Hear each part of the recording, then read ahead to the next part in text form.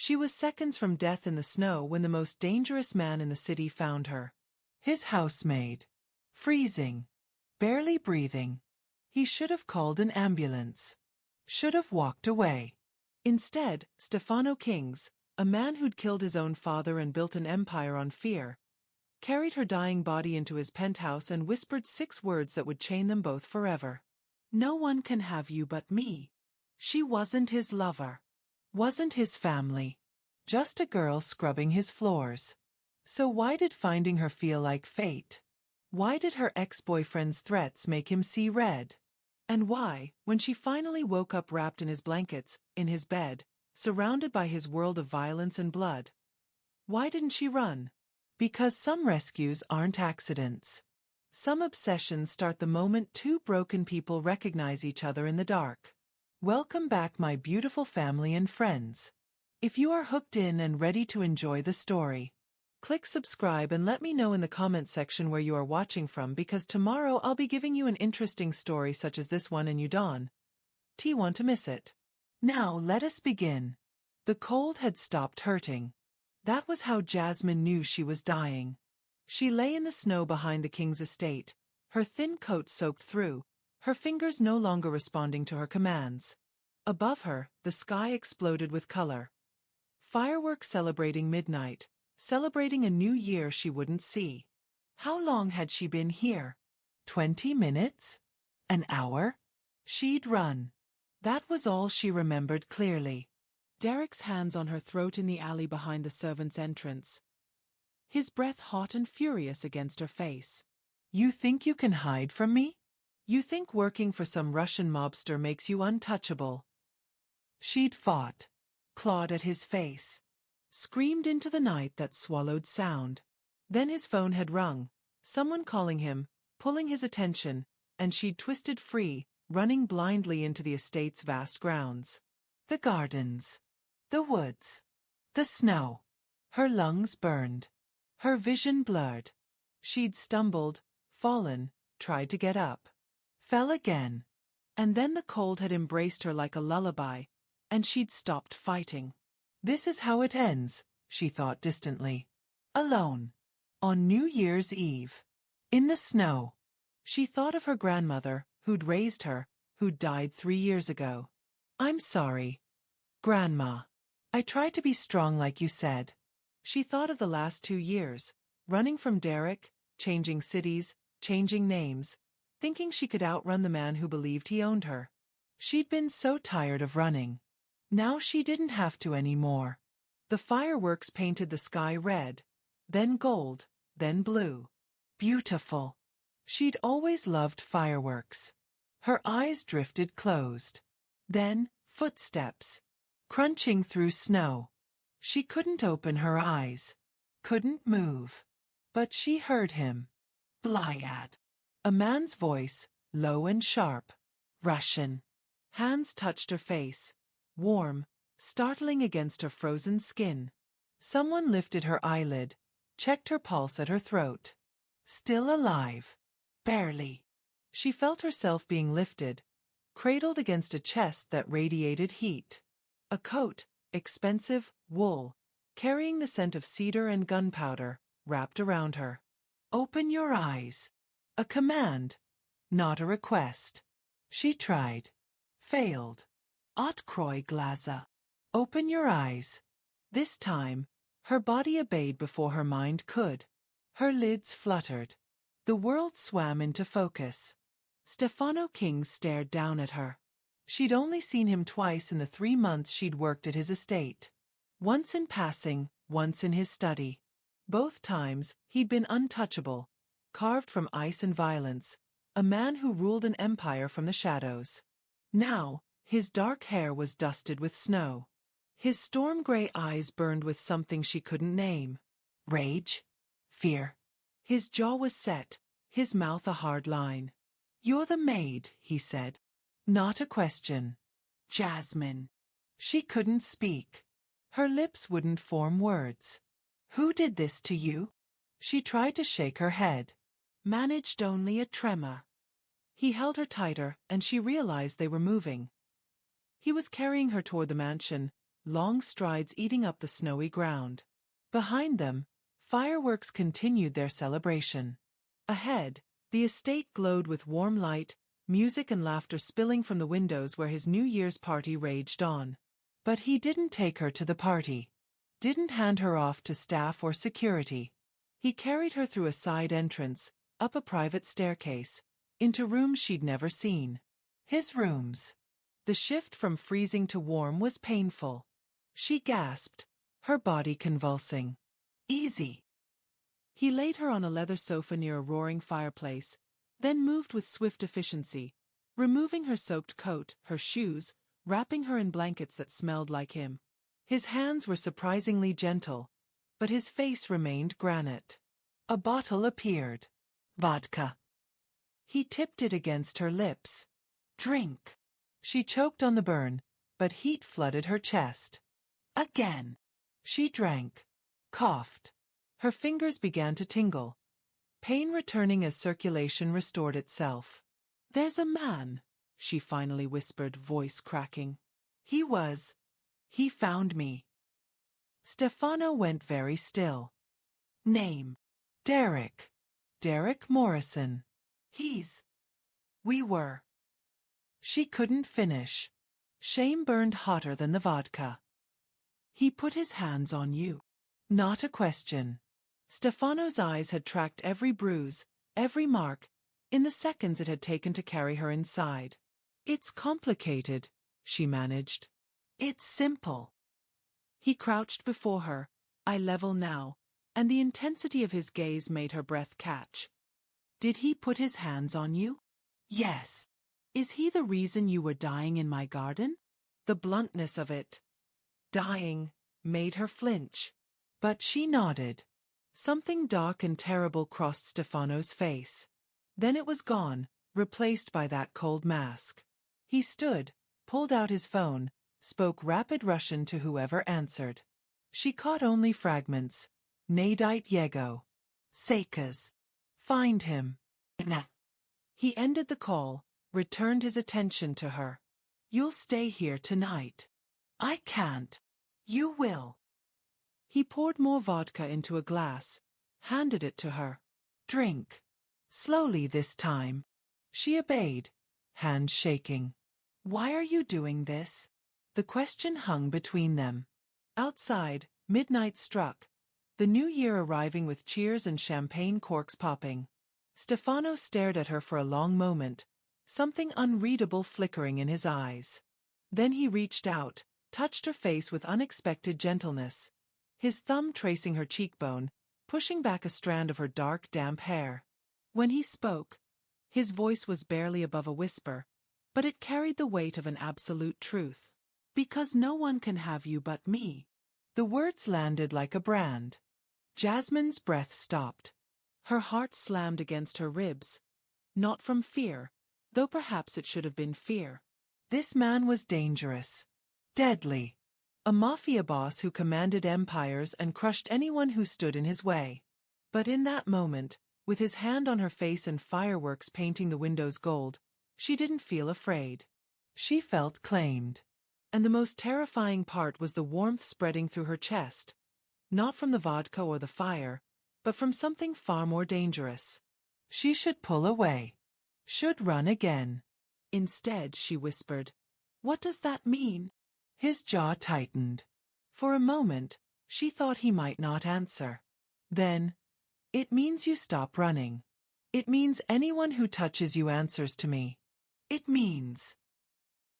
He paused, something like confusion crossing his face, as if he didn't understand his own words. "It means you're safe now." "I don't understand." "Neither do I." He stepped back, breaking the contact, and the loss of his touch felt like cold rushing back in. "But you're not leaving. Not tonight. Not until I deal with the man who hurt you. You can't just..." "I can. I will." He moved to a cabinet, poured himself vodka, downed it in one swallow. "You work for me. That makes you mine to protect. I'm not yours." The words came out sharper than intended. He turned, and the look he gave her was almost amused. Almost. No. Then why did my heart stop when I found you in the snow? Why am I resisting the urge to burn down the entire city to find the man who made you run into a blizzard? She had no answer. Neither, it seemed, did he. The silence stretched, broken only by the crackling fire and distant party noise. Finally, Stefano gestured to a door. Bedrooms through there. Lock it if it makes you feel safer. But you're not leaving this apartment. And if I try? His smile was dangerous. Then you'll discover I'm very good at keeping what's mine. There was that word again. Mine. She should be terrified. Should be planning her escape. Instead, wrapped in his blankets, warmed by his fire, marked by his words, she felt something she hadn't felt in years. Protected. Have you ever met someone and instantly felt like your life just shifted? Like nothing would ever be the same? Tell me in the comments what you think happens next. Jasmine didn't sleep. She lay in Stefano Kings's bed, his bed, because apparently his apartment had only one bedroom and he'd taken the sofa, staring at the ceiling while her mind spun in circles. The sheets smelled like him. Cedar and something darker, something masculine that made her pulse skip in ways she didn't want to examine. The room was pristine, almost sterile.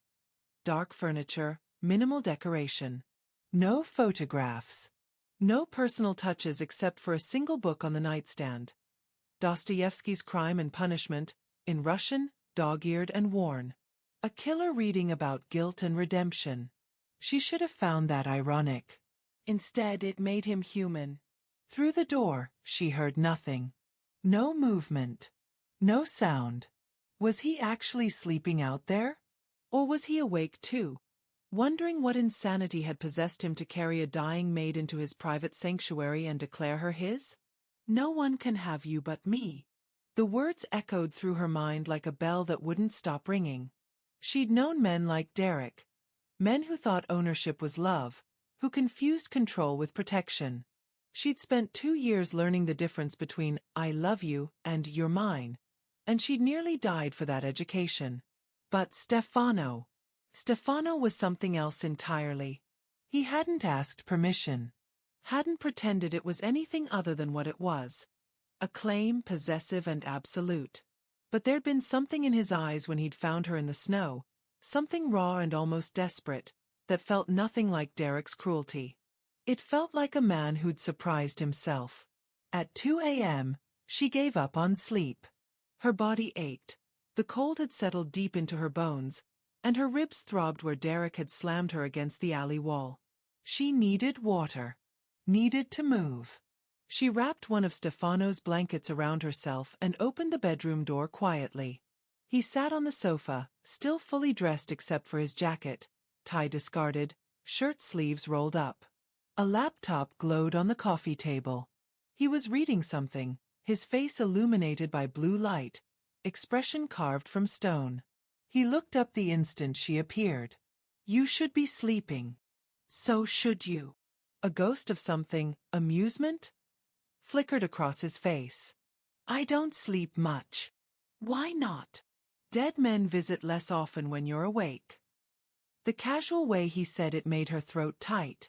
She moved to the kitchen, an open space connected to the living area, all marble and steel, and found a glass, filled it with water. When she turned, he was watching her. Your ex-boyfriend, he said, voice neutral. Derek Morrison. Tell me about him. Why? Because I need to know what I'm dealing with. She leaned against the counter, the blanket pulled tight around her shoulders.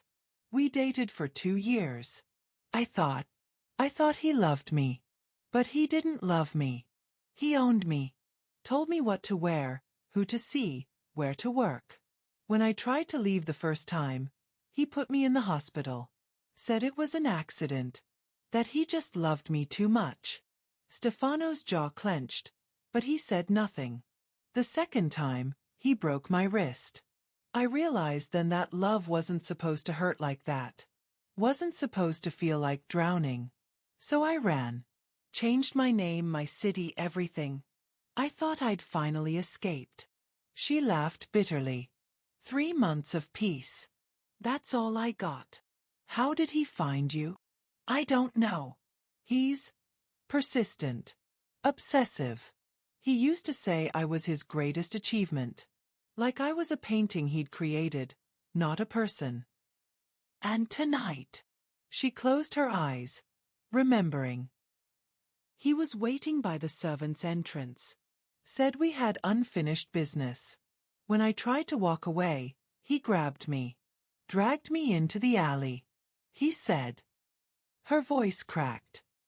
He said if he couldn't have me, no one would. The silence that followed was deafening. When she opened her eyes, Stefano was standing. Not moving toward her, but radiating violence so palpable she could taste it. He threatened to kill you. Yes. And you ran into a blizzard rather than face him. I didn't know where else to go. I just ran. He crossed the space between them in 3 strides.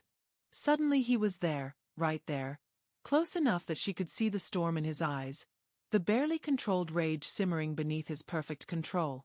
Look at me, he said quietly. She did. He will never touch you again.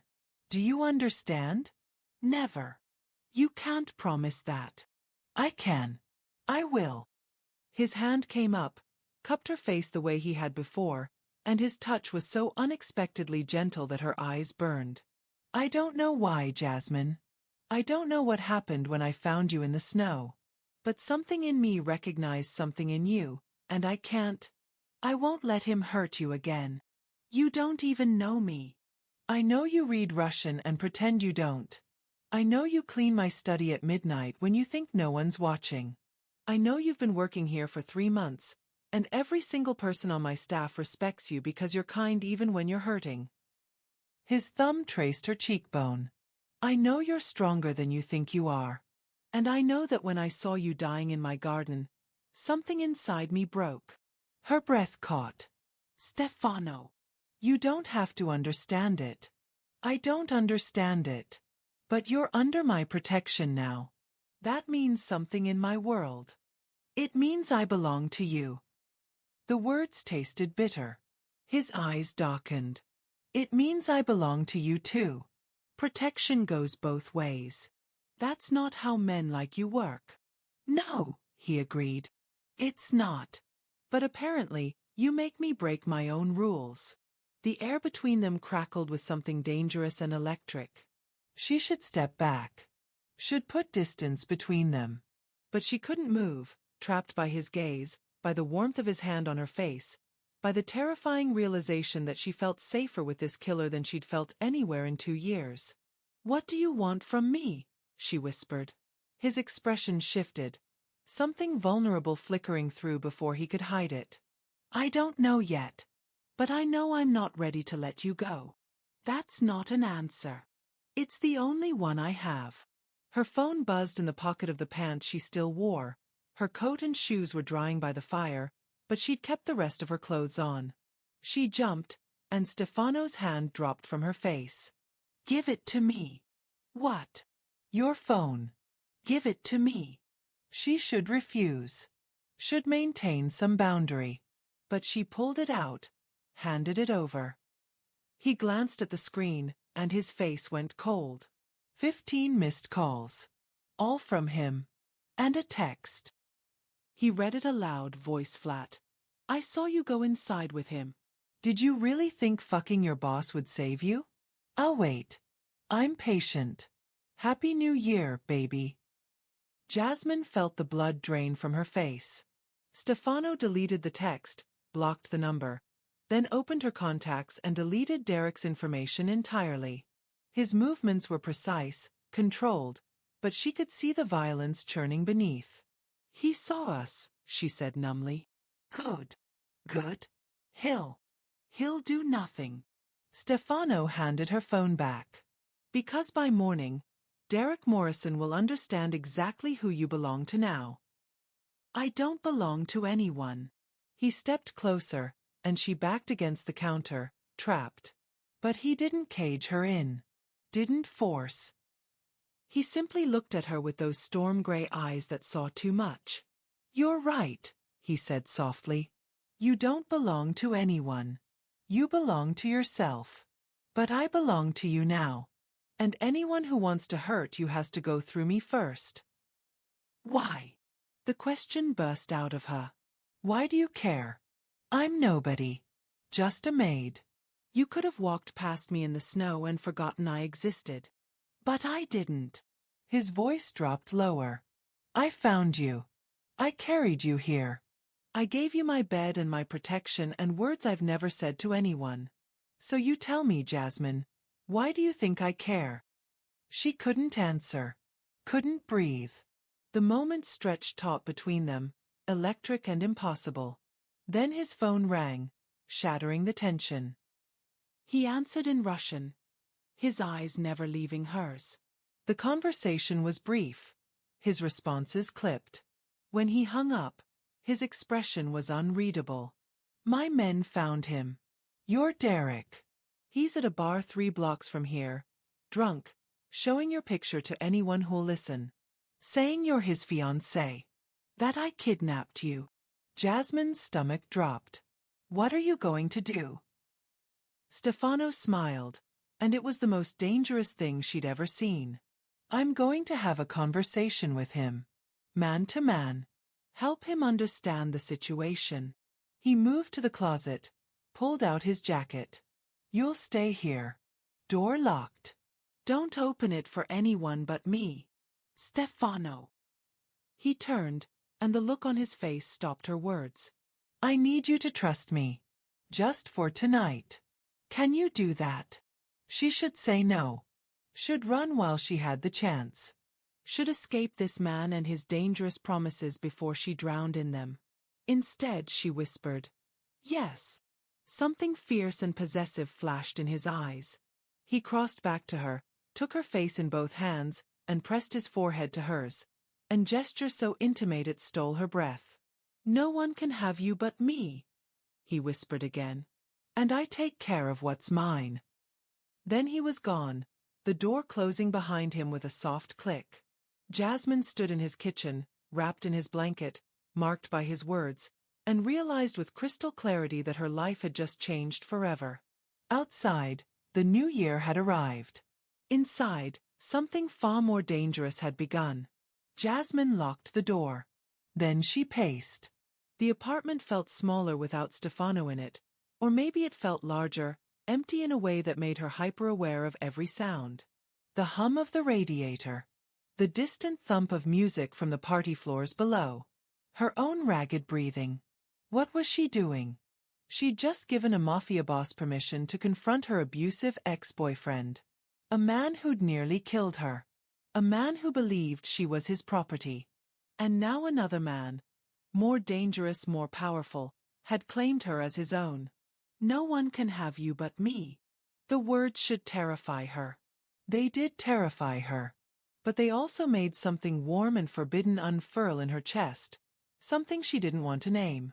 She caught her reflection in the window, wild-eyed, wrapped in an expensive blanket, standing in a killer's apartment like she belonged there.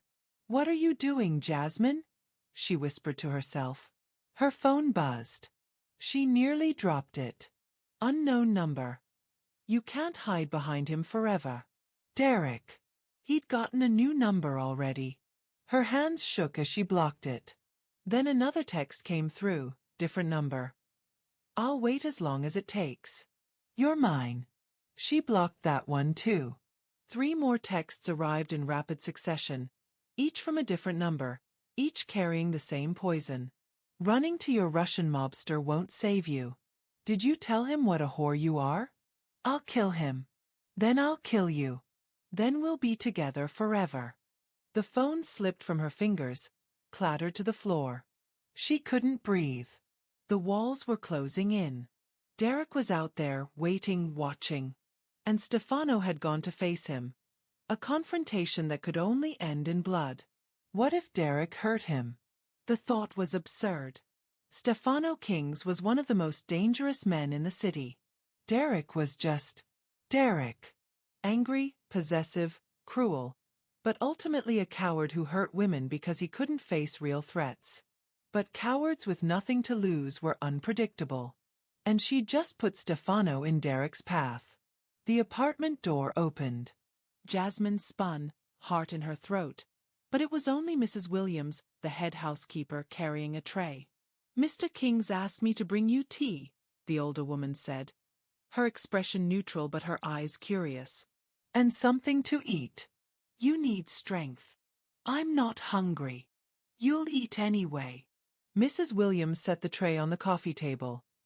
"Tea, soup, bread. He also asked me to stay with you until he returns. To make sure you're comfortable. To make sure she didn't leave." That's what she meant. Jasmine sank onto the sofa, suddenly exhausted. "How long have you worked for him?" 12 years. Is he a good man?" Mrs. Williams's lips twitched. "That's a complicated question. Mr. King's is not good in the way priests and teachers are good. But he's fair. He protects what's his. And once he decides you're worth protecting." She paused, choosing her words carefully. "He doesn't let go. That's what I'm afraid of." "Are you?" The older woman studied her.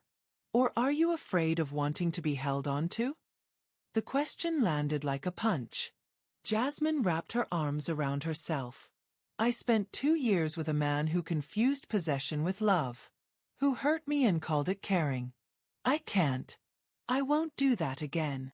"Mr. King's is not your ex-boyfriend." "How do you know?" "He said the same thing Derek always said. That I'm his. That no one else can have me." "Did he lock you in? Beat you? Tell you what to think, what to wear, who to be?" "No, but then they're not the same words at all." Mrs. Williams poured tea, handed her the cup. "Derek Morrison saw you as property.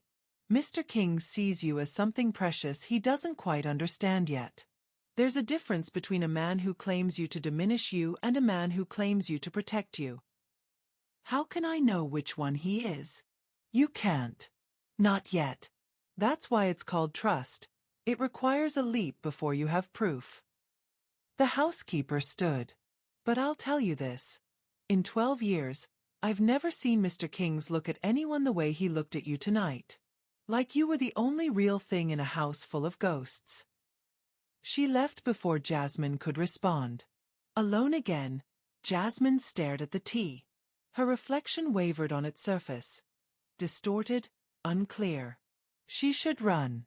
The smart thing, the safe thing, would be to wait for Stefano to return, thank him politely, and disappear. Change cities again. Change names. Keep running until Derek got tired or she got lucky. But she was so tired of running. And for the first time in 2 years, someone had made her feel like she didn't have to. The door opened again. No knock, no warning. Stefano stepped inside. Jasmine shot to her feet. "What happened? Are you hurt?" "Did he?" "I'm fine." But his knuckles were split, bleeding. There was a splash of red on his white shirt. Not his blood, she thought. His face was a mask of cold rage barely contained. "Derek Morrison is no longer your problem." Her stomach turned. "What did you do?" "What needed to be done." "Stefano. He's alive." He moved to the bar, poured vodka, drank. "I don't kill men for being stupid. But he understands now that you're untouchable. That even looking at you will cost him." "What does that mean?" He turned, and the look in his eyes made her step back. "It means I broke 3 of his fingers. It means I had my men escort him to the airport and put him on a plane to Seattle with a very clear message. If he ever comes back to this city, if he ever contacts you again, he won't just lose fingers." The room tilted. You tortured him." "I corrected his thinking." "That's the same thing." "No." He set the glass down with controlled precision. "Torture is what he did to you. Systematically breaking you down, making you believe you deserved pain. What I did was justice. You don't get to decide that. In my world I do." He moved toward her, and she stood her ground even though every instinct screamed to run. He put his hands on you, Jasmine. He tried to kill you. And he would have kept coming, kept hunting, until one of you was dead. I removed that possibility. By becoming the monster instead? The words hung between them, sharp and ugly. Stefano stopped. Something flickered across his face. Hurt? Anger? Then it was gone. Yes, he said quietly. I'm a monster. I've always been a monster. I thought you understood that when you let me carry you inside. When you slept in my bed. When you gave me permission to protect you. I didn't give you permission to. To what? To be who I am? To handle threats the only way I know how. His voice rose, the control cracking. You want me to be civilized? To call the police, file a report, get a restraining order? That paper wouldn't stop him. Nothing stops men like Derek except force. Except fear. Except knowing that touching you means destruction. I didn't want this. The words burst out of her. I didn't want you to hurt him. I just wanted to be safe. And now you are. At what cost? She gestured to his bloody knuckles, his cold eyes, the violence radiating from him like heat. You barely know me, Stefano. You found me dying in the snow, and now you've beaten a man, threatened him, sent him away like you're some kind of god deciding fates. This isn't protection. This is possession. The word landed like a slap. Stefano went very still. When he spoke, his voice was dangerously soft. You think I'm like him. You're Derek. I think you're used to controlling things. To making people do what you want. To using violence as a solution. I am. He didn't deny it. But I've never pretended otherwise. I told you exactly who I am. I told you what being under my protection means. You said I belonged to you. And I meant it. The admission seemed to surprise him as much as her. He ran a hand through his hair, and for the first time, he looked uncertain. Vulnerable. I don't know why. I don't understand what happened in that snow. But when I saw you dying, something in me broke, and I can't put it back. I can't unknow what it felt like to carry you. To wrap you in my coat. To feel your heartbeat against my chest and realize I would burn the world down to keep it beating. Her breath caught.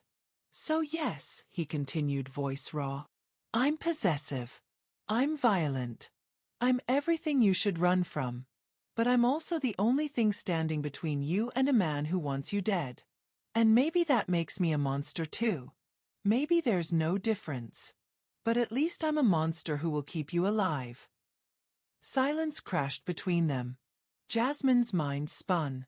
He was right. Derek wouldn't have stopped. Restraining orders were paper against obsession. Police reports were useless against a man who didn't care about consequences. But Stefano's methods terrified her because they worked. Because she was safe now. Because some dark part of her was grateful he'd hurt Derek, and that gratitude made her feel like she was becoming something she'd sworn she'd never be again. Complicit in violence. Dependent on a dangerous man. I can't stay here, she whispered. Where will you go? I don't know. Somewhere. Anywhere. He'll find you again. Then I'll run again. For how long? Stefano's voice gentled. How many cities, Jasmine? How many names? How many years of looking over your shoulder before you realize you're not living? You're just surviving. That's better than this. Is it? He stepped closer, and she didn't back away. Is running better than being seen?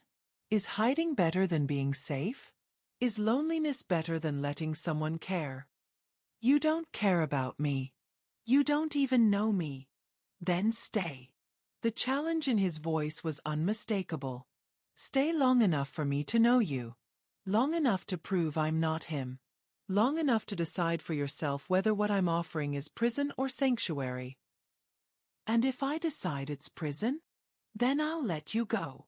The promise sounded like it cost him. I'll give you money, resources, A new identity. Whatever you need to disappear properly this time. But give me a chance first. Give us a chance. There is no us. Isn't there? His eyes held hers. You felt it too. In the snow. When I touched your face. When I said those words. Something recognized something. Something connected. She wanted to deny it. Wanted to call it trauma, adrenaline, desperation. But she'd be lying. 1 week, she heard herself say. I'll stay 1 week. But you don't get to control me. You don't get to decide who I see or what I do. And if I want to leave, you let me go. Agreed. No more violence. He hesitated. I can't promise that. My world is violent. But I can promise I'll never hurt you. And I'll never hurt anyone in your name unless they're an active threat to your life. It wasn't enough. It was too much. It was all she had. 1 week, she repeated. Stefano nodded slowly. Then, to her shock, he held out his hand. Formal, respectful. A business arrangement. 1 week. She took his hand. His grip was warm, strong, and when his thumb brushed across her knuckles, electricity shot up her arm. 7 days to decide if she was making the biggest mistake of her life. Or if she'd finally found something worth the risk. The first morning, Jasmine woke to silence. For a moment, she didn't remember where she was. Then the events of New Year's Eve crashed back.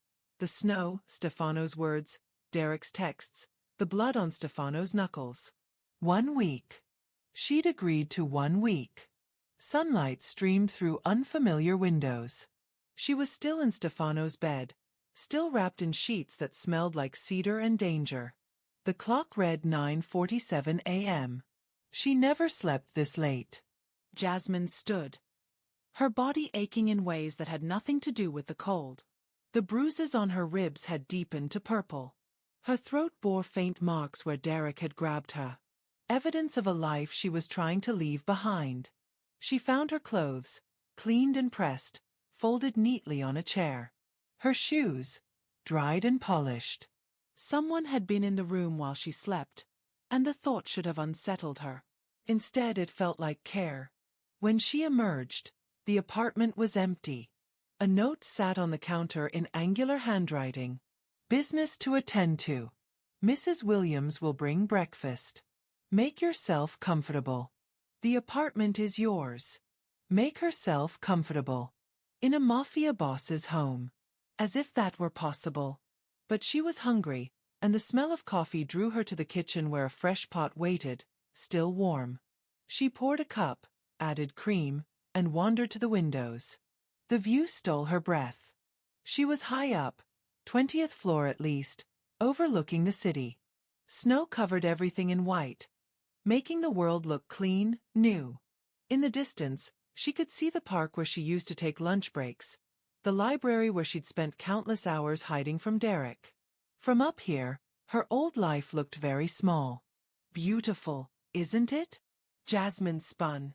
Mrs. Williams stood in the doorway with a covered tray, her expression as neutral as ever. I didn't hear you come in. Mr. King's had a key made for me years ago. For emergencies. She set the tray down.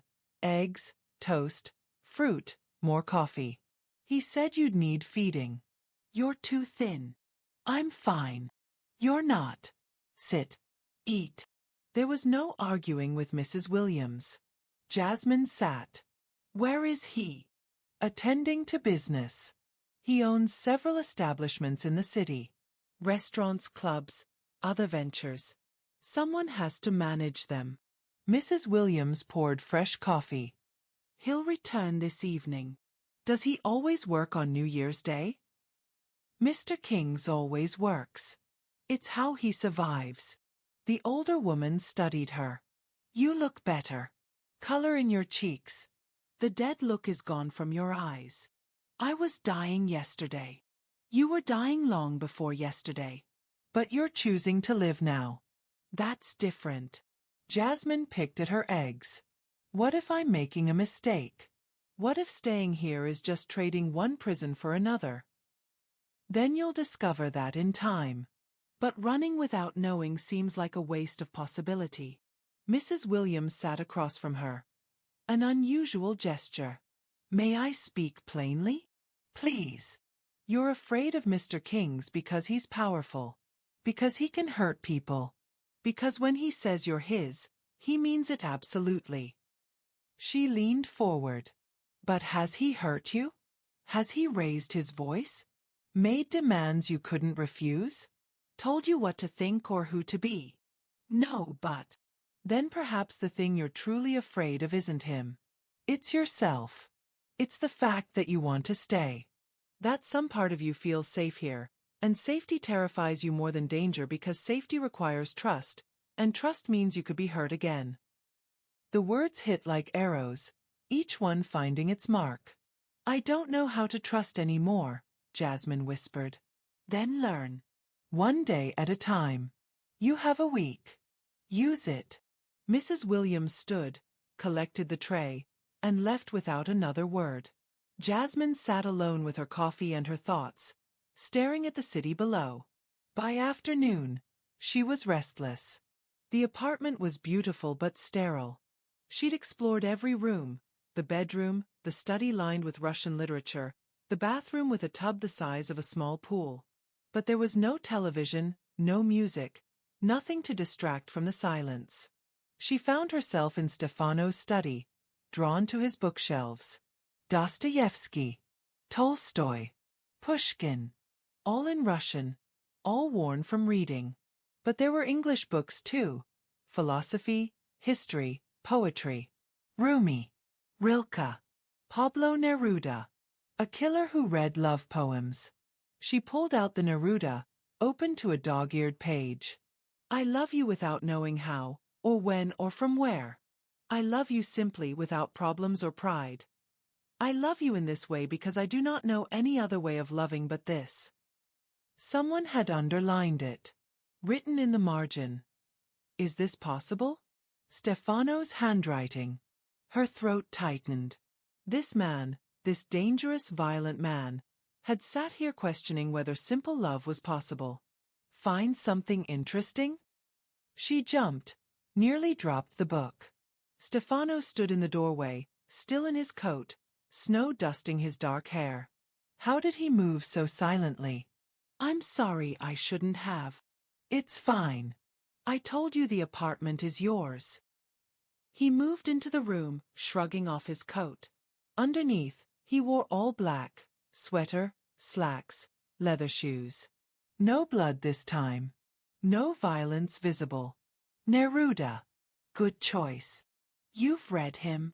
Many times. He poured vodka from the decanter on his desk, offered her a glass. She shook her head. Poetry makes sense to me. It says what can't be said plainly. What does that one say to you? She gestured to the underlined passage. He was quiet for a moment, studying the page. It says that some things can't be explained or controlled. They simply are. And maybe that's enough. Do you believe that? I don't know. His eyes met hers. I'm still deciding. The air between them shifted, charged. How was your business? She asked, needing to break the tension. Productive. I made it very clear that you're under my protection. Word spreads quickly in this city. By tonight, everyone will know that Jasmine, he paused. What's your last name? I've realized I don't know it. James. Jasmine James. Jasmine James is untouchable. Anyone who approaches you, threatens you, or makes you uncomfortable answers to me. The casual way he said it, like he was discussing the weather, sent chills down her spine. You can't protect me from the entire world. Watch me. Stefano. You gave me 1 week. Let me use it. He set down his glass, moved closer. I've arranged for clothes to be delivered. Your size, your style. Mrs. Williams selected them. And I've had your belongings collected from your apartment and brought here. Jasmine stiffened. You went through my things? My men did. Supervised by Mrs. Williams. Everything is in the guest room. I had it prepared for you. The bedroom you slept in last night? That was temporary. You'll have your own space now. She should feel relief. Her own room meant boundaries, distance. Instead, she felt oddly disappointed. What if I don't want to stay in a guest room? What if I want to leave? Then you leave. I told you, you're not a prisoner. Then why does it feel like I am? The question hung between them, sharp and honest. Stefano exhaled slowly. Because you're not used to protection that doesn't come with chains. Because every man before me taught you that care means control. Because you can't imagine someone wanting you safe without wanting you diminished. He stepped closer, and she could smell winter on him. Cold and clean and dangerous. But I'm not every man, Jasmine. And this week isn't about controlling you. It's about proving that safety doesn't require surrender. Then prove it. The challenge escaped before she could stop it. Something flickered in his eyes. Surprise? Respect. How? Take me outside. What? You said the apartment is mine. But it's still a cage. I want to go outside. Walk in the city. Feel like a person, not a protected asset. It's not safe. You just said everyone knows I'm untouchable. So take me outside. Show me I'm not a prisoner. For a long moment, he said nothing. She could see the war in his expression, the instinct to refuse, to keep her locked away where he could control every variable. Then slowly he nodded. Get your coat. We leave in 10 minutes. The city was transformed. Snow had softened every hard edge, muffled every harsh sound. Children built snowmen in the park. Couples walked hand in hand, their breath fogging in the cold. The world felt clean, hopeful, new. Stefano walked beside her, hands in his pockets, alert but not hovering. Two men followed at a distance, bodyguards, though they tried to be subtle. You really can't go anywhere alone, can you? Jasmine asked. Not without consequences. My enemies are creative. That sounds exhausting. It's life. He glanced at her. Where do you want to go? Nowhere specific. I just wanted to feel normal. They walked in silence for a while, their footsteps crunching through snow. Jasmine found herself relaxing degree by degree, the tension in her shoulders easing, her breathing deepening. For the first time in years, she felt safe walking through the world. Can I ask you something? She said finally. Yes. Those words you said. In the snow. No one can have you but me. Did you mean them? He stopped walking. Turned to face her fully. Every word. But why? You don't know me. You don't know if I'm kind or cruel, smart or stupid, worth protecting or... I know enough. His gaze held hers, intense and unwavering. I know you survived 2 years with a man who tried to break you, and you're still standing. I know you read Russian poetry when you think no one's watching. I know you're brave enough to run into a blizzard and stubborn enough to challenge a man most people are too terrified to look at directly. His voice softened. And I know that when I found you in the snow, dying, something inside me recognized something inside you. Call it fate. Call it insanity. But it was real. Her heart hammered against her ribs. I'm not who you think I am. I'm broken. Damaged. I have nightmares. I flinch at loud noises. I don't know how to trust or how to. Good. The word stopped her cold. I don't want some perfect fantasy. I want you. Broken pieces and all. Because I'm broken too, Jasmine. And maybe 2 broken people can build something whole.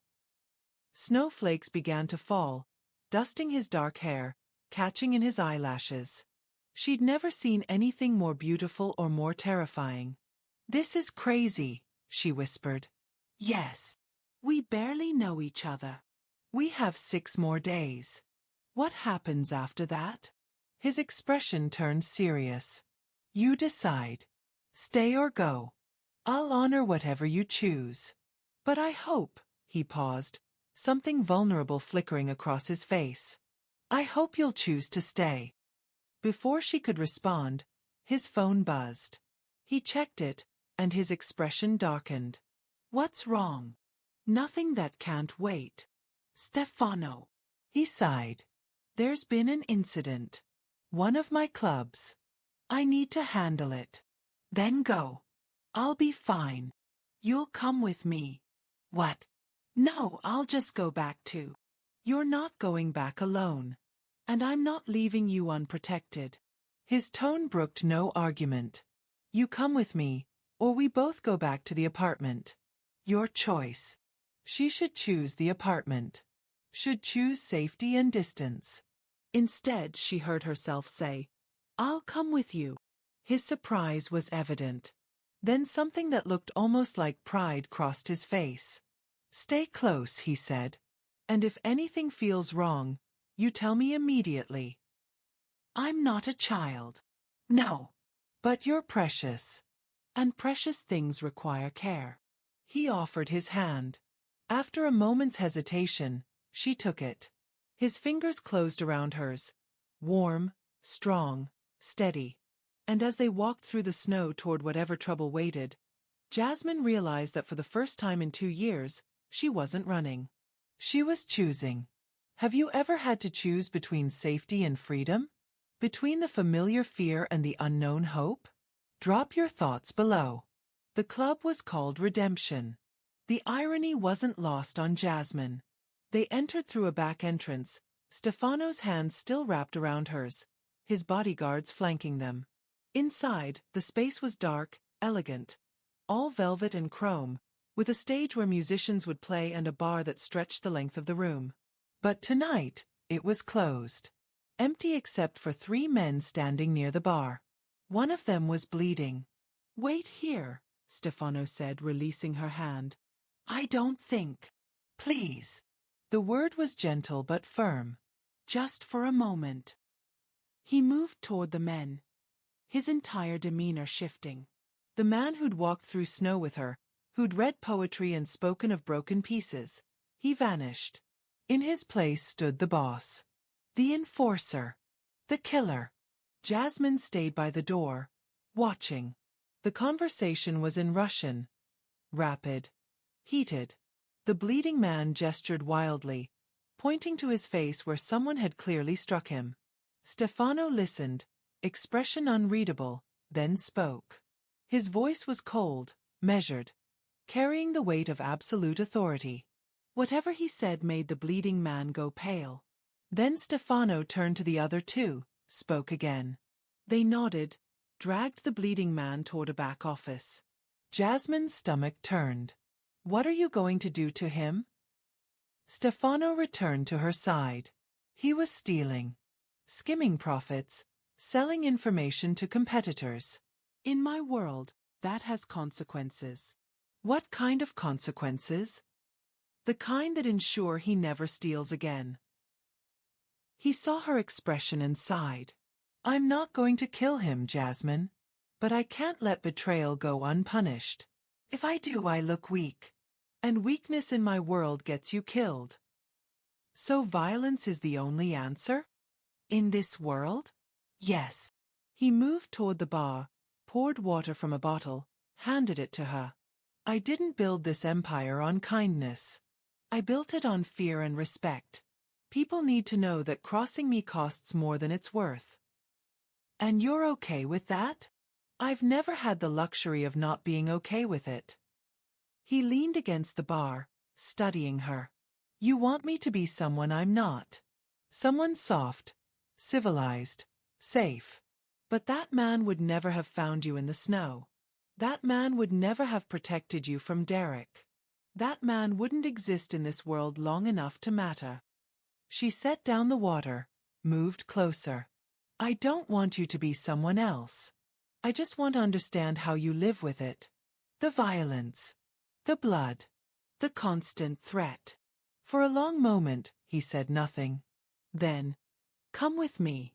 He led her through the club, up a private staircase, to an office above the main floor. It was sparse, a desk, a safe, a single photograph on the wall. A young boy, maybe 8 years old, standing beside a woman with kind eyes. "That's me," Stefano said quietly. "And my mother. 3 months before she died." Jasmine stepped closer to the photograph. The boy's eyes were familiar, those same storm-gray eyes, but lighter, unmarked by violence. Innocent. What happened to her? "My father happened." His voice was flat, emotionless, the kind of tone that came from burying pain so deep it couldn't surface. He was Vor v Zak I, a thief in law, as we say. Part of the old guard Russian Mafia. He ruled through terror, and my mother was his favorite victim. Stefano. I watched him beat her for years. Watched him break her bones, her spirit, her will to live. She never left because she thought she was protecting me. Thought if she stayed, took his rage, he'd leave me alone. He turned away from the photograph. She was wrong. When I was 8, I tried to stop him. Stepped between them during one of his beatings. He turned on me instead. Broke 3 of my ribs, fractured my skull. Put me in the hospital for 2 weeks. Jasmine's hand flew to her mouth. Oh God. When I came home, my mother was dead. He'd beaten her so badly while I was gone that she never woke up. He told everyone she fell down the stairs. His jaw clenched. I knew the truth. So did everyone else. But in that world, you don't question the Vor. You don't challenge authority. You survive by keeping your head down. How old were you? 8 when she died. 18 when I killed him. The words hung in the air, stark and brutal. Stefano moved to the window, looking down at the empty club below. I spent 10 years learning his business. Learning how to fight, how to intimidate, how to survive. I became exactly what he'd tried to make me. A weapon, an enforcer, a killer. And on my 18th birthday, I walked into his office and put a bullet in his head. Jesus, Jasmine whispered. No one stopped me. No one avenged him. Because everyone knew what he was. What he'd done. He turned back to face her. I took his empire that day. Made it mine. And I swore 2 things. That I would never raise my hand to a woman the way he did. And that I would never let anyone suffer the way my mother suffered. Not on my watch. Not on my watch. Not if I could prevent it. Understanding crashed over her. That's why you saved me. That's why I couldn't not save you. His eyes were fierce now, burning with something raw and honest. When I saw you in the snow, running from a man who hurt you, I saw my mother. Saw every woman I couldn't save. And something inside me broke open. I couldn't walk away. I couldn't let you die. I couldn't let him win. Tears burned in Jasmine's eyes. I'm not your mother. I know that. But you're someone's daughter. Someone's reason for living. And you deserve to be protected the way she should have been. He crossed the space between them, stood close enough that she could feel his warmth. So yes, I'm violent. Yes, I use fear as a weapon. But I use it to protect the people who can't protect themselves. I use it to make sure that men like my father, men like your Derek, understand that some women are untouchable. That's a heavy burden to carry. It's the only one I've got. She reached up, touched his face, her fingers tracing the scar above his eyebrow that she'd noticed before. Where did this come from? My father. When I was 12. I looked at him wrong. Her heart cracked. And this one? Her fingers moved to a scar on his jaw. A rival gang. When I was 20. They thought taking me out would give them control of the territory. They were wrong. Very wrong. A ghost of a smile. You should see the other guy. Is he dead? He wishes he was. She should be horrified. Should pull away. But instead, she let her hand rest against his face, feeling the warmth of his skin, the slight stubble on his jaw. I'm sorry, she whispered. For what happened to you. For what you had to become. Don't be. I made my choices. I live with them. His hand came up, covered hers. But I need you to understand something, Jasmine. When I said you're mine, when I promised to protect you, it wasn't about possession. It was about preventing history from repeating. It was about being the man who saves the woman instead of the man who destroys her. You're not him. You're father. How can you be sure? Because you asked. Because you're standing here explaining instead of demanding. Because when I said no, you listened. She stepped closer. Because you read poetry and question whether simple love is possible.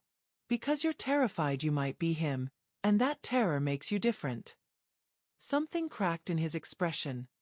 Vulnerability flooding through the cracks in his armor. I've never told anyone about my mother, he said quietly. Not in 20 years. But I needed you to know. Needed you to understand why I can't just let you go. Why keeping you safe feels like redemption for every time I couldn't save her. I'm not your redemption, Stefano. Maybe not. But you could be my reason to try. The distance between them evaporated. She didn't know who moved first. Maybe they both did.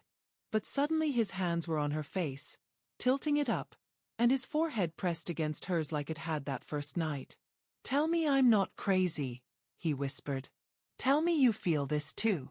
You're crazy, she whispered back. We both are. That's not a no. No. It's not. His thumb traced her cheekbone, achingly gentle. 6 more days. 5 now. Then let's not waste them. The kiss was inevitable. Soft at first, questioning, giving her time to pull away. But she didn't pull away. She leaned in, her hands finding his chest, feeling his heart hammer beneath her palms. He tasted like winter and vodka and promises. Like danger and safety wrapped together. Like everything she should run from and everything she'd been searching for. When they broke apart, both breathing hard, he rested his forehead against hers again. I don't know how to do this, he admitted. How to be with someone without controlling them. How to care without consuming. How to love without destroying. Then we'll learn together. You still have 5 days to change your mind. So do you. He smiled, a real smile this time, not the dangerous one or the cold mask. A smile that reached his eyes and made him look younger, almost innocent. Almost like the boy in the photograph. I won't change my mind, he said. You're already under my skin, Jasmine James. Already in my blood. Already the thing I think about when I wake up and the last thing I think about before I sleep. That's called obsession. Yes, it is. Should I be afraid? Probably. His hand slid into her hair, cradling her head. But I hope you're not. She wasn't. That was the terrifying part. She should be running. Should be planning her escape. Should be remembering every warning sign, every red flag, every reason this was dangerous. Instead, she was standing in a closed club above an empty dance floor, kissing a man who'd killed his father and read love poetry, who'd saved her from snow and promised to keep her safe, who carried violence in his hands and vulnerability in his eyes. A man who was broken in ways that matched her own breaks. And maybe Mrs. Williams was right. Maybe 2 broken people could build something whole. Or maybe they'd shatter each other completely. Either way, Jasmine realized, she was staying to find out. From below, she heard sounds, the bleeding man being escorted out, consequences delivered. The world Stefano lived in, the one he couldn't escape. I should finish this, he said, pulling back. Deal with the situation downstairs. What will you do to him? Take his money. Take his connections. Make an example that's severe enough to matter but merciful enough to show I'm not my father. He kissed her forehead. Stay here. I'll be back in 20 minutes. Stefano. He paused at the door. Thank you. For telling me about your mother. For trusting me with that. His expression softened. Thank you for not running when I did. Then he was gone, descending the stairs, becoming the boss again. Jasmine stood alone in his office, staring at the photograph of a boy and his mother. Two people whose tragedy had shaped the man trying to save her. And she understood, finally, what he'd meant in the snow. No one can have you but me. Not possession. Prevention. Not ownership. Protection. Not a cage. A sanctuary. She pulled out her phone, scrolled through her blocked numbers, found Derek's last message. I'll wait as long as it takes. You're mine. Then she typed a response, her hands steady for the first time in years. I'm not yours. I never was. Don't contact me again. She hit send. Then she blocked every number he'd used, deleted his contact, and exhaled. 5 more days to decide her future. But in that moment, staring at the photograph of a woman who couldn't escape and a boy who'd spent his life making sure other women could, she already knew what her answer would be. The next 3 days passed like a dream Jasmine was afraid to wake from. Stefano kept his word. He didn't cage her, didn't control her movements or dictate her choices. Instead, he gave her space while making sure she knew he was there. A constant, steady presence that felt less like surveillance and more like sanctuary. They fell into a rhythm neither had planned. Mornings, she'd wake to find him already working in his study, laptop open, phone pressed to his ear, conducting business in rapid Russian. He'd look up when she appeared, his expression softening in ways she suspected he didn't even realize. Coffee's fresh, he'd say, as if this were normal. As if they'd been doing this for years. Afternoons, they explored the city together. He showed her his world, not the violent parts, but the beautiful ones. A Russian bookstore tucked into a basement where the owner greeted Stefano like an old friend. A small restaurant where they served pelmeni that reminded him of his mother's cooking. A park where he'd learned to fight at 14, where he'd decided he'd never be a victim again. I want to know you, he'd said on the 3rd day, snow falling around them as they walked. Not just your present. Your past. Everything that made you into the woman who challenged a mafia boss and survived. So she told him. About her grandmother who'd emigrated from Russia, who'd raised her alone after Jasmine's parents died in a car accident. About growing up poor but loved, about books being her escape, about dreaming of becoming a teacher before life got complicated. About meeting Derek at 23. How charming he'd been at first. How the control had crept in slowly. Suggestions about her clothes, her friends, her time. How by the time she realized she was trapped, leaving seemed impossible. He convinced me I was nothing without him, she admitted, voice cracking. That no one else would want damaged goods. That I should be grateful he loved me despite my flaws. Stefano's hand had tightened around hers. He was wrong. About all of it. Was he? Look at me, Stefano. I'm 25 years old, working as a maid, hiding from my past, too broken to trust anyone. You're 25 years old, he interrupted, and you survived hell. You rebuilt yourself from nothing. You're working honestly, living independently, and you're brave enough to give a dangerous man a chance because you believe in second acts. His eyes burned into hers. That's not broken. That's extraordinary. That night, he cooked for her. Terribly. Burned the chicken, oversalted the vegetables, nearly set the kitchen on fire. They'd ended up ordering takeout, laughing so hard her ribs ached, and Jasmine realized with startling clarity that she couldn't remember the last time she'd laughed like this. Freely. Without fear. Without waiting for the punishment that always followed joy. You're different here, she observed, watching him attempt to fold a dumpling and failing spectacularly. Not like the man in the club. Not like the boss. Because here with you, I get to be just Stefano. He looked up, something vulnerable in his expression. Not the vor. Not the enforcer. Just a man who's terrible at cooking and worse at dumplings. I like just Stefano. Good. Because he likes you too. The kiss that followed was deeper than the first. Hungrier. His hand slid into her hair, pulling her closer, and she went willingly, all her walls crumbling with each touch. When they finally broke apart, both breathing hard, he whispered against her lips, "Stay. Not for 5 days. Forever. Stay with me. Stefano. I know it's fast. I know it's crazy. But I've never felt this before. Never wanted someone the way I want you. Never needed someone to stay the way I need you to stay. I'm scared. So am I." His thumb traced her jaw. But maybe being scared together is better than being safe alone. She wanted to say yes. Wanted to surrender to this feeling, this connection. This man who saw her broken pieces and called them beautiful. But something held her back. Some instinct that whispered it was too good, too fast, too perfect. She should have listened. The call came at 3 a.m. on the 4th night. Jasmine woke to Stefano's voice. Sharp, cold, speaking rapid Russian. She sat up in her room, pulled on a robe, and found him in the living room. His face was stone. His eyes were ice. "Get dressed," he said. "Now." "What's happening?" "Someone breached the building. Got past security.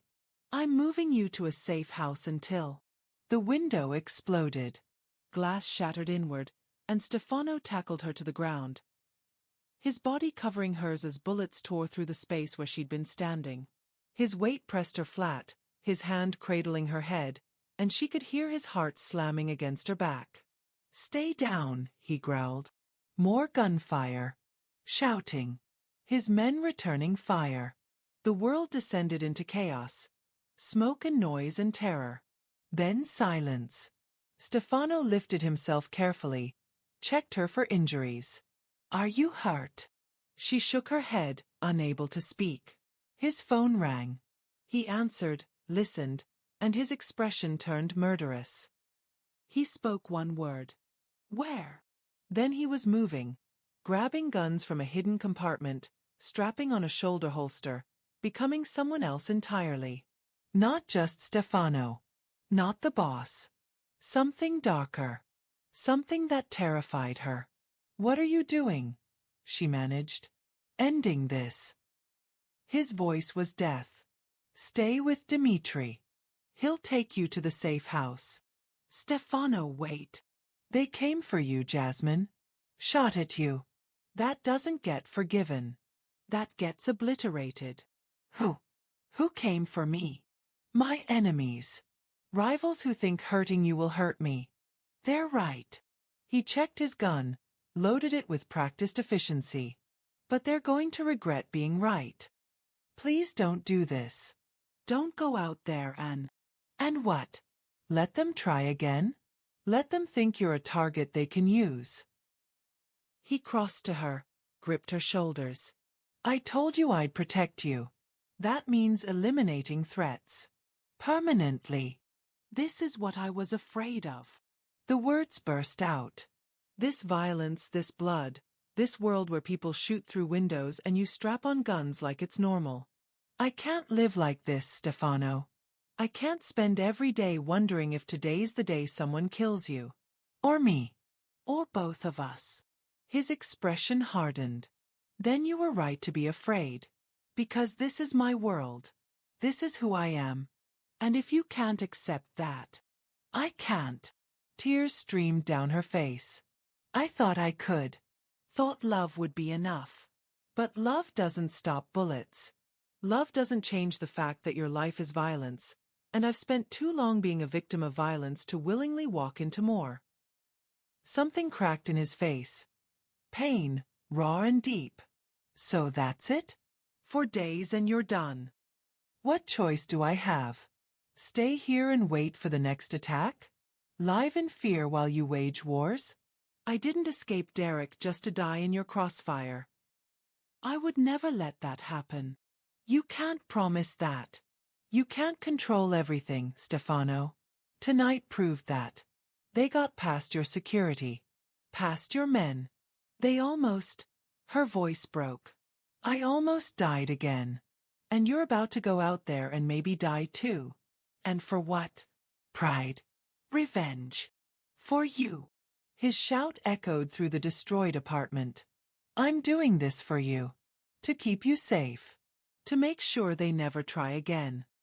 I didn't ask for this. I didn't ask to be the reason you kill people. The words landed like bullets. Stefano stepped back, his face closing off completely. When he spoke again, his voice was arctic. You're right. You didn't ask for any of this. You didn't ask to be saved. Didn't ask for my protection. Didn't ask for me. He holstered his gun. Dimitri will take you to the safe house. In the morning, I'll arrange new papers, money, a clean start somewhere far from here. You can disappear properly this time. Be free. Stefano. Go, Jasmine. This is what you want, isn't it? To run? So run. I won't stop you. The finality in his voice broke something inside her. But she'd already said the words. Already pushed him away. Already chosen fear over faith. A man appeared, Dimitri, she assumed, built like a tank, expression grim. Boss. We need to move. Stefano nodded. Looked at her one last time, and the emptiness in his eyes was worse than any violence. Goodbye, Jasmine James. I hope you find the peace you're looking for. Then he was gone, descending into his war, and she was being escorted out of the ruined apartment, away from the man who'd tried to save her, away from the only place she'd felt safe in years. By dawn, she was in a sterile safe house with guards outside and silence inside. And she'd never felt more alone. 3 days passed like years. The safe house was comfortable. Bedroom, bathroom, small kitchen. Everything she needed except the one thing she wanted. Him. Dimitri brought her meals, newspapers, updates delivered in monosyllables. Boss is fine. Situation handled. Papers ready when you are. She didn't ask for details. Didn't want to know how many people had died, how much blood had been spilled, what situation handled actually meant. But she thought about it constantly. Thought about Stefano walking into danger because of her. Thought about his face when she'd told him she couldn't live in his world. Thought about the way he'd read poetry and cooked terrible dinners and looked at her like she was something precious. Thought about the photograph of a boy and his dead mother. On the third night, Mrs. Williams appeared. You, Jasmine breathed. How did you? I've known Dimitri for 15 years. He owes me favors. The older woman set down a bag. Jasmine's belongings from Stefano's apartment. I thought you might want these. Thank you. Don't thank me yet. Mrs. Williams sat across from her. Expression stern. I came to tell you you're making a mistake. You don't understand. I understand perfectly. You're terrified. Someone shot at you. You saw the violence up close, and it shattered the illusion that you could have love without danger, safety without sacrifice. Her eyes were sharp, knowing. But let me ask you something. Do you feel safer now? Here, alone, planning to run again? Or did you feel safer with him? Jasmine's throat tightened. That's not fair. Life isn't fair. Love isn't fair. But it's real. And what you had with Mr. King's, that was real. She leaned forward. He's been a ghost these 3 days. Going through motions, handling business, but empty inside. I've worked for him 12 years, and I've never seen him like this. You broke something in him. He broke something in me too. The admission burst out. I was starting to believe I could have this. Could have him. Could be happy. Then bullets came through the window and reality crashed back in. His world is violent, Mrs. Williams. People want him dead. And if I stay, they'll want me dead too. Yes, they will. No sugarcoating. No false comfort. His world is dangerous. Being with him means accepting that danger. Living with guards and bulletproof glass and always looking over your shoulder. She paused. But isn't that what you've been doing anyway? Looking over your shoulder? Running? Hiding? At least with him, You're not alone in the fear. That's not enough. Isn't it? You spent 2 years with a man who made you small. Stefano makes you brave. You spent years running. With him you finally stopped. You were terrified of his world, but you were alive in it. More alive than you've been in years. Mrs. Williams stood. So ask yourself, what are you really afraid of? His danger? Or your own happiness? She left before Jasmine could answer. But the question remained, echoing through the silence. What are you really afraid of? Jasmine pulled out her phone. Scrolled through her photos. She'd taken some during those 4 days. Stefano laughing at his burned chicken. Stefano reading on the sofa, completely absorbed. Stefano looking at her with such raw honesty it had stolen her breath. A man who'd shown her his scars and trusted her with his pain. A man who'd asked her to stay, not because he owned her, but because he needed her. A man who'd let her go when she asked, even though it destroyed him. She thought about Derek, who'd chased her, trapped her, refused to let her leave. She thought about Stefano, who'd opened the cage and walked away. The difference was everything. At midnight, she made her choice. She walked past the guards, out of the safe house, into the snow. Dimitri tried to stop her. She kept walking. Caught a cab. Gave the driver Stefano's address. Her heart hammered the entire ride. What if he wouldn't see her? What if she'd destroyed this completely? What if? The building appeared. She paid the driver, stood on the sidewalk, staring up at the 20th floor where lights still burned. He was awake. At midnight. Just like her. She entered, rode the elevator, her pulse racing. The hallway seemed longer than before. The door, his door, loomed like a threshold between past and future. She knocked. Silence. Then footsteps. The door opened. Stefano stood there, and her breath caught.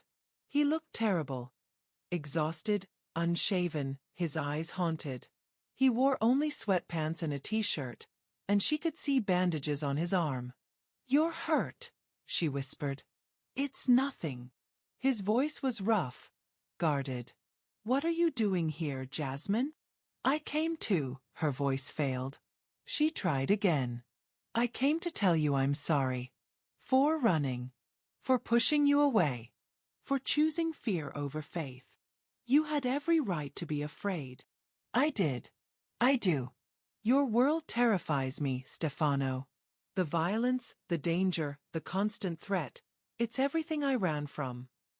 She stepped closer. "But you know what terrifies me more? Living without you. Running again. Spending the rest of my life wondering what we could have been if I'd been brave enough to stay." His jaw clenched. "I can't promise you safety. I can't promise there won't be more attacks, more threats, more nights where you're scared. That's my life. My world. I know. But can you promise you'll face it with me? That I won't have to be alone in the fear." She reached for his hand. "Because I've been alone for so long, Stefano. And these 4 days with you, even with the danger, even with the violence, I was less alone than I've been in years." "Jasmine." "I'm not asking you to change.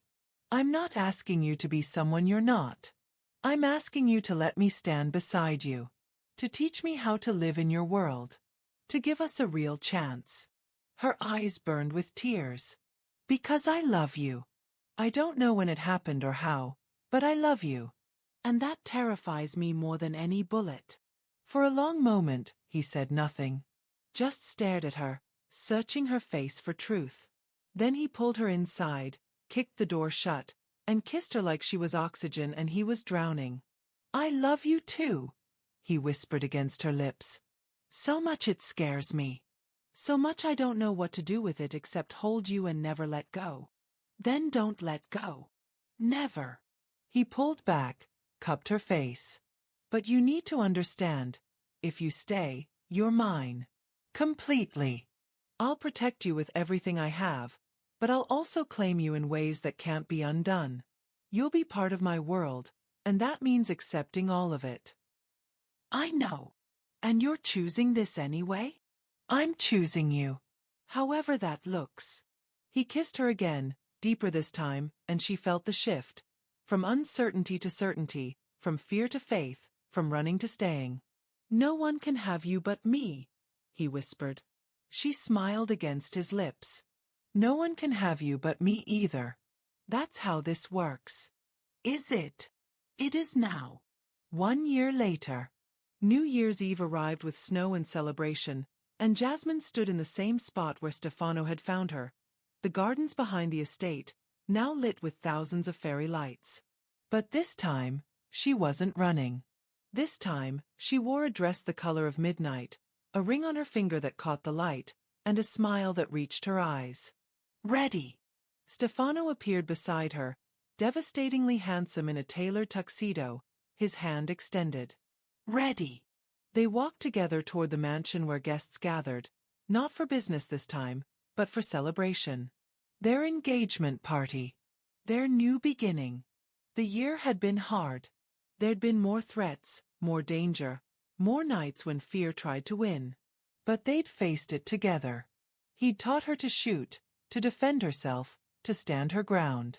She'd taught him to trust, to open up, to believe that love didn't have to end in loss. They'd built something real. Something whole. Something worth fighting for. Inside, the party raged. But they stood in the snow for one more moment. Just the two of them. Do you remember what I said? Stefano asked. That first night. Every word. He pulled her close, pressed his forehead to hers the way he always did. I told you no one can have you but me. I was wrong. Her heart skipped. What? You're not mine because I claimed you. You're mine because you chose me. Because every day, you wake up and choose to stay. Choose to love me. Choose us. His thumb traced her jaw. So the words should be different now. What should they be? He smiled, that real smile that still made her breath catch. No one can have you but me. Because you gave yourself freely. And I'm yours for exactly the same reason. Tears blurred her vision. I love you. I love you too. My brave, beautiful, impossible woman. Your wife-to-be. My everything. They kissed as midnight struck, as fireworks exploded overhead, as the new year arrived with all its promise and possibility. And when they finally pulled apart, both smiling, both whole, Jasmine looked up at the man who'd saved her in the snow and realized something profound. She'd spent years running from the cold. But she'd finally found her warmth. Not in safety. Not in certainty. But in choosing love despite the fear. In standing beside someone who saw her broken pieces and called them beautiful. In building a life that was messy and dangerous and real. Happy New Year, Stefano Kings. Happy New Year, Jasmine James soon-to-be Kings.